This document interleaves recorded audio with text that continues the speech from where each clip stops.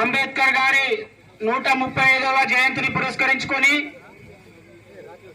మన మార్షెట్పల్లి గ్రామంలో నూతనంగా అంబేద్కర్ గారి యొక్క విగ్రహ ప్రతిష్ట చేసుకోవడం చాలా సంతోషం. ఇట్టి కార్యక్రమానికి ముఖ్య అతిథులుగా విచ్చేసినటువంటి మన మెదక్ డిఎస్పీ సార్ గారికి, మరి మన అల్లాదూర్ సిఐ రేణుకారెడ్డి మేడం గారికి, మన స్థానిక పెద్దశంకరంపేట ఎస్ఐ ప్రవీణ్ రెడ్డి సార్ గారికి, మరి మిగిలిన వాళ్ళ పేర్లు తెలియ వేదిక మీద ఉన్న పెద్దలందరికీ, మరియు మా గ్రామస్తులకు, అన్నదమ్ములకు, అక్క చెల్లెలకు అందరికీ కూడా నా యొక్క అంబేద్కర్ జయంతి శుభాకాంక్షలు, నా యొక్క నమస్కారాలు. ఈరోజు విగ్రహాన్ని ఆవిష్కరణ చేసుకుంటున్నాం. అంబేద్కర్ విగ్రహాన్ని ఎందుకోసం ఆవిష్కరణ చేసుకుంటున్నాం? ఆయన దేశానికి చేసినటువంటి సేవ ఏమున్నది, మన బడుగు బలహీన వర్గాలకు ఆయన ఏ విధంగా సేవలు అందించిండు, మన కోసం ఆయన ఏం చేసిందనే విషయాన్ని కూడా ఈ జయంతి సందర్భంగా మనం తెలుసుకోవాల్సినటువంటి అవసరం, బాధ్యత మన అందరిపైన ఉందని చెప్పేసి ఈ సందర్భంగా నేను తెలియజేస్తా ఉన్నా. డాక్టర్ బిఆర్ అంబేద్కర్ గారు మధ్యప్రదేశ్ లోని రత్నగిరి జిల్లాలో మహూ అనే గ్రామంలో 1891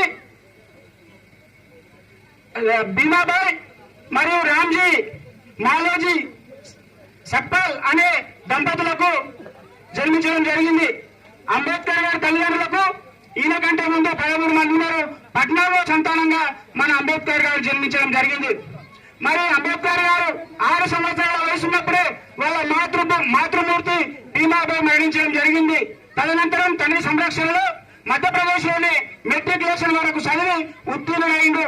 మెట్రికులేషన్ అంటే అప్పుడు 10వ తరగతి ఉత్తీర్ణుడైన తర్వాత మరి వాళ్ళ కుటుంబం కొన్ని అనివార్య కారణాల వల్ల ముంబై వలస వెళ్ళడం జరిగింది.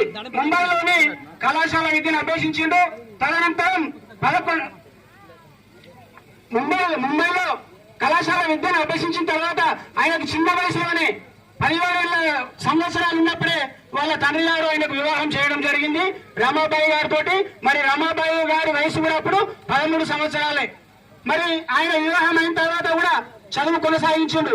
ఆయన ఎందుకోసం చదువు కొనసాగించిందంటే అప్పుడు ఉన్నటువంటి సమాజంలో చాలా అస్పృశ్యత, అసమానతలు, అంటరానితనం ఇవన్నీ ఉండే.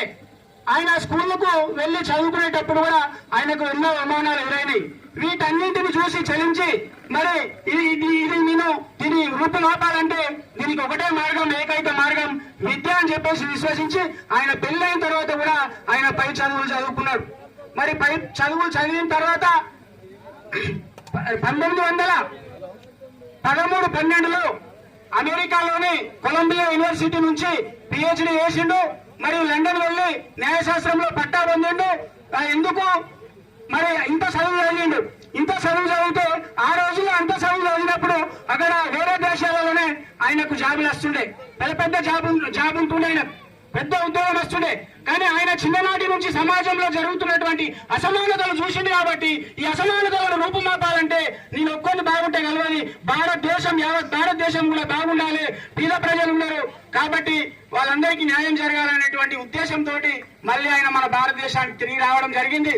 భారతదేశానికి తిరిగి వచ్చిన తర్వాత మరి ఆయన ఒక మాట అంటుండేనంట, నీకోసం జీవిస్తే నీలోనే జీవిస్తావు, జనం కోసం జీవిస్తే జనంలో నిలిచిపోతామని చెప్పేసి ఆయన ప్రతిసారి ఒక మాట అంటుండేనంట. ఎందుకంటే ఆయన చాలా కడు పేదరికం నుంచి వచ్చినటువంటి వ్యక్తి, తిండి లేని రోజులు కూడా చూసిండు. మరి వాళ్ళ భార్య పెళ్ళైన తర్వాత చదువుకోవడానికి విదేశాలకు వెళ్తే పిడకలు కొట్టి కూడా ఆయన భర్తను ప్రోత్సహించి మరి ఉన్నత విద్యను అభ్యసించడానికి ఆయనను వెన్నుతట్టి ప్రోత్సహించింది. కాబట్టి అన్ని పరిస్థితులు ఆయన చూసిండు. మరి అంబేద్కర్ రాజ్యాంగాన్ని రాసిండు.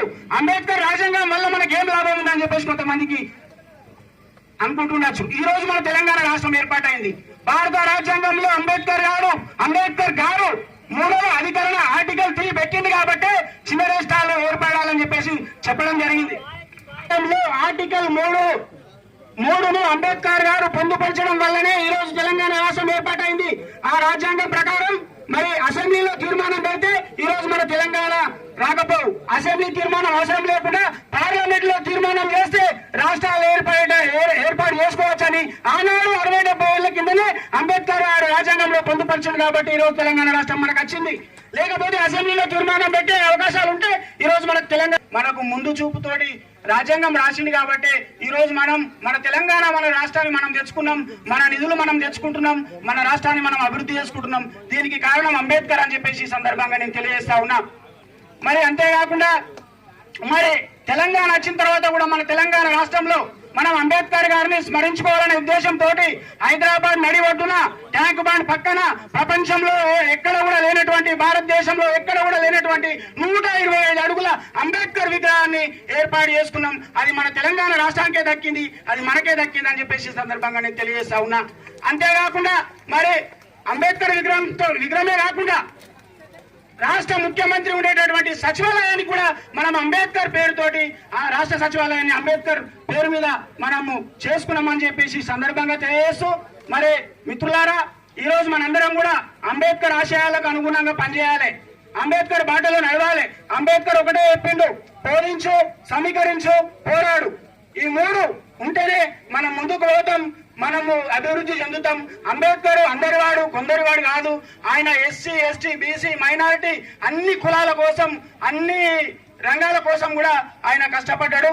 మరి మహిళలకు హక్కులు వచ్చినాయంటే అంబేద్కర్ పుణ్యమే. ఈ రోజు అమెరికాలో చాలా సంవత్సరాలు ఆడోళ్ళకు ఓటు హక్కు లేకుండానట. మరి మన దేశంలో ఆడోళ్లకు మగోళ్లకు అందరికీ సమానమైన ఓటు హక్కు కల్పించినటువంటి చరిత్ర అంబేద్కర్ది. అంబేద్కర్ కోసం మనం ఎంత చెప్పుకున్నా తక్కువే. మరి భవిష్యత్తులో కూడా మనం అంబేద్కర్ ఆశయాలను కొనసాగిస్తూ అంబేద్కర్ బాటలో నడవాలని చెప్పేసి, అంబేద్కర్ ను ఆదర్శంగా తీసుకొని ముందుకు సాగదామని చెప్పేసి ఈ సందర్భంగా తెలియజేస్తూ, ఈ అవకాశం ఇచ్చినటువంటి పెద్దలందరికీ, గ్రామస్తులకు, వేదిక మీద ఉన్న పెద్దలందరికీ నా యొక్క నమస్కారాలు తెలియజేస్తూ ముగిస్తున్నా. జై భీమ్, జై భీమ్, జై భీమ్. అన్నకు ధన్యవాదాలు. అనేక విషయాలు చక్కగా వివరించిండు.